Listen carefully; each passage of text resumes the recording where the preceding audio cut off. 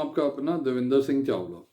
तो आज मैं फिर आपके सामने आया हूँ एक नया वीडियो लेके, जिसमें मैं आपको 10 ऐसे क्वेश्चन के बारे में बताऊंगा जो लोग मेरे से अक्सर पूछते हैं। कनाडा टूरिस्ट वीज़ा या मल्टीपल एंट्री वीज़ा कहते हैं, जिसको 10 ईयर मल्टीपल एंट्री वीज़ा कहते हैं, या विजिटर वीज़ा भी कहते हैं, या TRV भी कहते हैं। उसके बारे में पहले भी मैंने एक वीडियो बनाया था जिसमें मैंने 10 क्वेश्चन का आंसर दिया था। ये उसका पार्ट 2 है, जिसमें मैं और जो 10 क्वेश्चन लेके आया हूँ जो लोग मेरे से, जो अक्सर लोग पूछते हैं अपने डाउट्स क्लियर करने के लिए, तो उसके बारे में ये वीडियो है। तो चलो हम अपनी वीडियो शुरू करते हैं। तो जो पहला क्वेश्चन है जो लोग पूछते हैं वो ये है कि बैंक बैलेंस सर्टिफिकेट दिखाना चाहिए या बैंक स्टेटमेंट लगानी चाहिए। देखिए, इसमें ऐसे है कि अगर तो आपका बैंक अकाउंट जो रनिंग में है और अच्छा चल रहा है, उसमें अच्छी एंट्रीज हैं, क्रेडिट भी है, डेबिट भी है, और अच्छा बैंक बैलेंस मेंटेन हो रहा है एक साल से, पिछले एक साल से या 6 महीने से, तो आपको बैंक अकाउंट स्टेटमेंट ही लगानी चाहिए।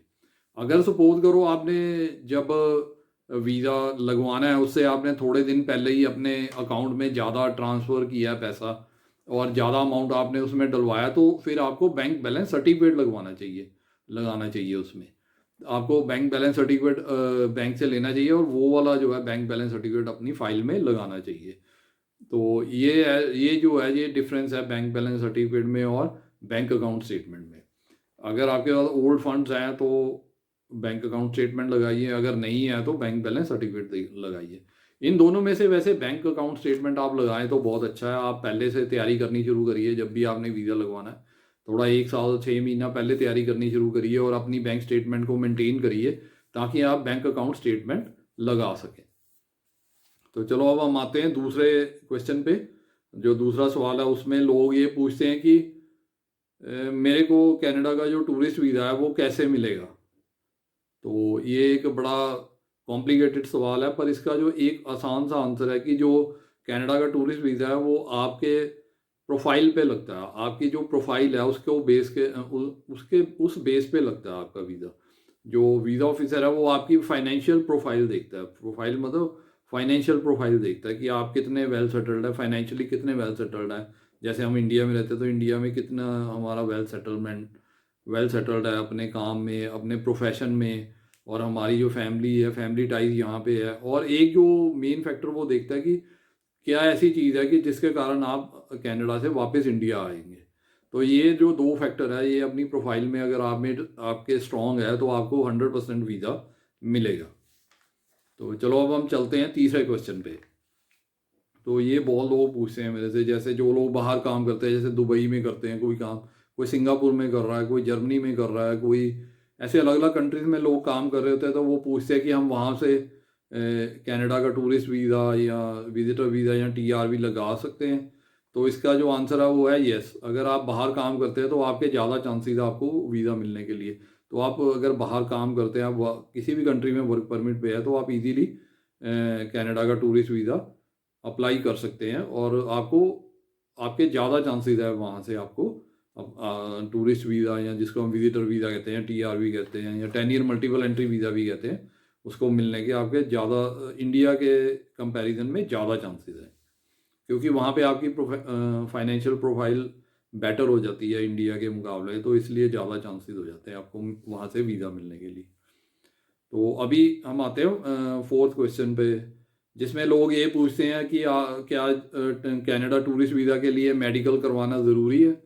तो इसमें मैं जो आपको ये आंसर दे रहा हूँ कि आपको कनाडा टूरिस्ट वीज़ा के लिए कोई मेडिकल नहीं करवाना होता, कोई आपका मेडिकल एग्जामिनेशन नहीं होता। जो भी एजेंट आपको मेडिकल एग्जामिनेशन के बारे में बोलता है तो वो ये गलत बोल रहा है, वो एक फ्रॉड कर रहा है आपके साथ।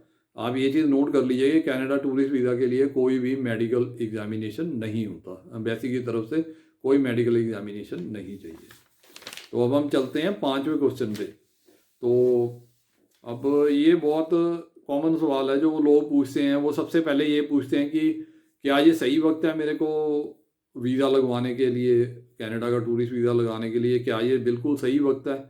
ये वक्त जो, जैसे आज कोई मेरे को फ़ोन करेगा, पूछेगा कि ये क्या ये सही वक्त है वीज़ा लगवाने के लिए, क्या वीज़ा मिल रहा है, क्या आप वीज़े आ रहे हैं। सो इसका ये आंसर ये है कि देखो, कनाडा एम्बेसी के हिसाब से कोई भी सही या बुरा वक्त नहीं है। तो जब आपकी फाइनेंशियल प्रोफाइल अच्छी है, जब आपको लगता है कि आपकी प्रोफाइल बिल्कुल सही है वीज़ा अप्लाई करने के लिए, तो वही राइट टाइम है। तो ऐसा कोई महीना या ऐसे कोई दिन नहीं होते साल में जब कि आप अगर वीज़ा लगाओगे तो आपको वीज़ा की फ़ाइल लगाओगे तो आपको मतलब 100% वीज़ा ग्रांट हो जाएगा।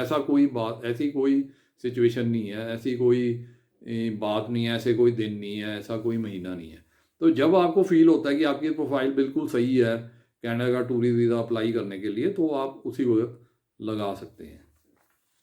तो अब हम आते हैं 6th क्वेश्चन पे। तो 6th क्वेश्चन में ये पूछते हैं कि जैसे कुछ लोगों की रिफ्यूज़ल होती है, कईयों ने पहले अप्लाई किया होता तो रिफ्यूज़ल हो जाती है। तो उसमें क्या होता है कि जब आप पहली बार ही अप्लाई करते हैं तो आपके बायोमेट्रिक होते हैं, तो आपको $185 देने पड़ते हैं। जब आप रिफ्यूज़ल के बाद दोबारा अप्लाई करते हैं तो आपको उस वक्त सिर्फ $100 जो है, जो कनाडा टूरिस्ट वीज़ा की फ़ीस है वही देनी होती है। आपको बायोमेट्रिक से $85 दोबारा से नहीं देने होते। तो जब आप दोबारा अप्लाई करते हैं तो उसमें सिर्फ आपको $100 फीस देनी होती है, $185 नहीं देने होते। तो अब हम आते हैं 7वें क्वेश्चन पे, 7th क्वेश्चन में। तो उसमें लोग पूछते हैं कि मेरे पास इंग्लैंड का वीज़ा है या शेंजन वीज़ा, शेनेगन वीज़ा है, किसी यूरोपियन कंट्री का वीज़ा है, तो पर मैंने ट्रैवल नहीं किया हुआ, मेरे पासपोर्ट पे वीज़ा लगा हुआ पर मैं ट्रैवल नहीं किया उसके ऊपर। जैसे दुबई का वीज़ा है तो कहता है कि मैंने ट्रैवल नहीं किया, तो क्या मैं इसको अपने फाइल में दिखाऊंगा तो इसका मेरे को बेनिफिट मिलेगा? तो इसका ये आंसर है कि आपको 100% बेनिफिट मिलेगा। अगर आपका वीज़ा लगा हुआ है तो अगर आप वो शो करते हैं अपने प्रोफाइल में, जैसे आप पासपोर्ट की कॉपी सबमिट करेंगे तो उसमें लगा हुआ दिखेगा, तो उसका आपको बेनिफिट ज़रूर मिलेगा। 100% उसका बेनिफिट मिलेगा, चाहे आपने ट्रैवल नहीं भी किया अभी उसके ऊपर।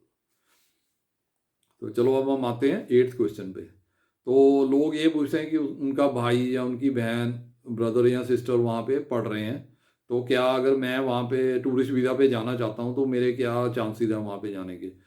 तो इसमें मैं आपको ये बताना चाहता हूँ कि अगर आपका ब्रदर या सिस्टर, भाई या बहन कोई भी वहाँ पे स्टडी परमिट या स्टडी वीज़ा पे है और वहाँ पे पढ़ाई कर रहा है, तो आपके बहुत अच्छे चांसेस है अगर आप टूरिस्ट वीज़ा के लिए अप्लाई करते हैं, क्योंकि आपका पर्पज़ ऑफ विजिट क्लियर हो जाता है कि आप अपने भाई को या बहन को मिलने जा रहे हैं, और ये एक प्लस पॉइंट है और आपको वीज़ा मिलने के चांसेस ज़्यादा होते हैं।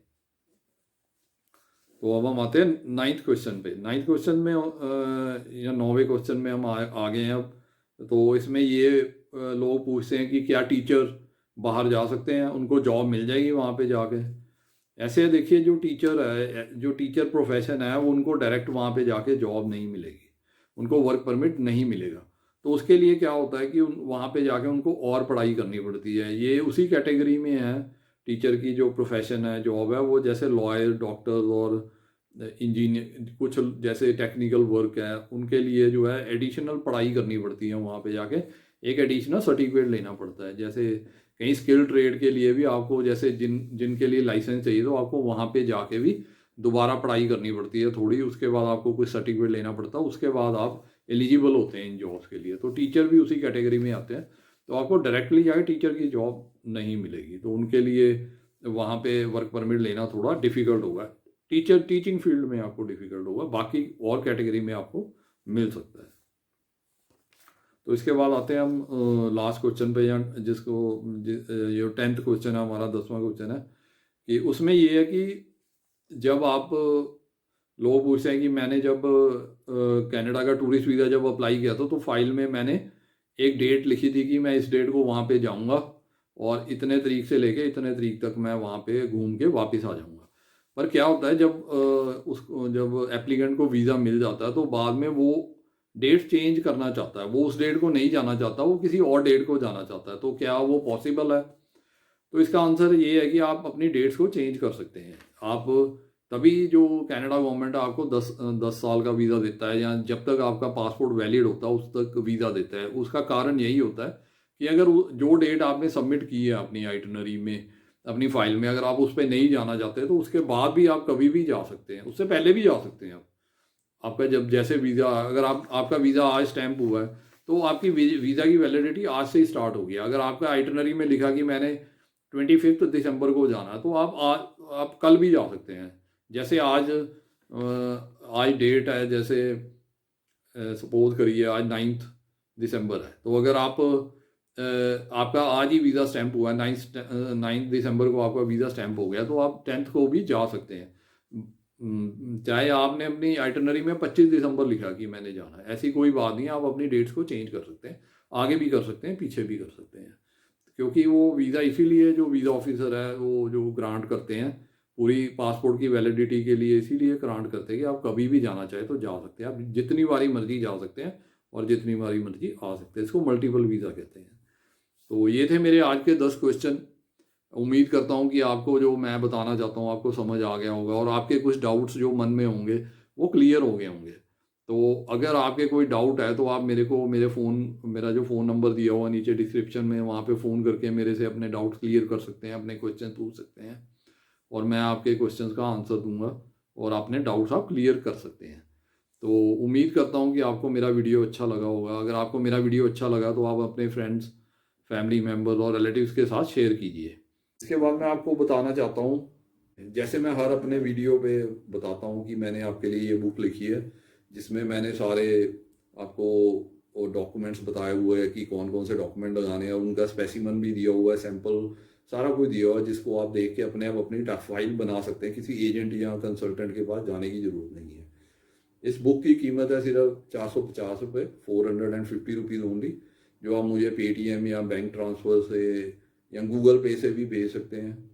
और जैसे ही आपकी पेमेंट मुझे मिलेगी तो मैं आपको ये जो बुक है आपको आपके एड्रेस पे कोरियर या रजिस्टर्ड पार्सल के थ्रू भेज दूंगा।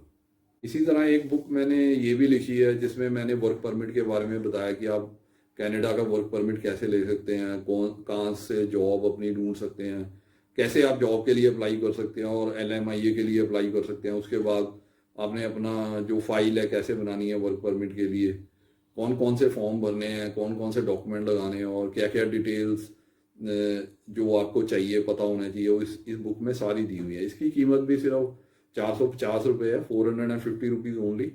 ये भी आप मुझे गूगल पे या पेटीएम या बैंक ट्रांसफ़र के द्वारा भेज सकते हैं। और मैंने जो पेटीएम और गूगल पे नंबर है नीचे डिस्क्रिप्शन में दिया हुआ, आप वहाँ पे पेमेंट करके मुझे जैसे ही इन्फॉर्म करेंगे, मैं आपको आपके एड्रेस पे ये बुक कोरियर या रजिस्टर्ड पार्सल के द्वारा भेज दूँगा। इसके बाद मैं आपको ये बताना चाहता हूँ, जैसे मैं हर एक अपने वीडियो में एक ऑफ़र देता हूँ कि अगर आप अपनी कनाडा की टूरिस्ट वीज़ा की फ़ाइल फ्री ऑफ कॉस्ट लगवाना चाहते हैं, फ्री ऑफ कॉस्ट प्रिपेयर कराना चाहते हैं, तो आप मेरे को कांटेक्ट कर सकते हैं। मेरा जो मोबाइल नंबर नीचे डिस्क्रिप्शन में दिया हुआ है, आप मेरे को फ़ोन करके आप अपनी अपॉइंटमेंट फ़िक्स कर सकते हैं मेरे साथ। मेरे ऑफिस में आके आप अपनी फ़ाइल फ्री ऑफ कॉस्ट बनवा सकते हैं। तो अगर आप मेरे इस वीडियो पे नए हैं, आपने पहली बार ही मेरा वीडियो देख रहे हैं, तो आप मेरे चैनल को सब्सक्राइब कर लीजिए और जो बेल आइकॉन आता है उसको आप दबा दीजिए, ताकि आपको मेरी नई वीडियोस की नोटिफिकेशन या इन्फॉर्मेशन है टाइम टू टाइम मिलती रहे। तो ये था मेरा आज का वीडियो। Okay, bye.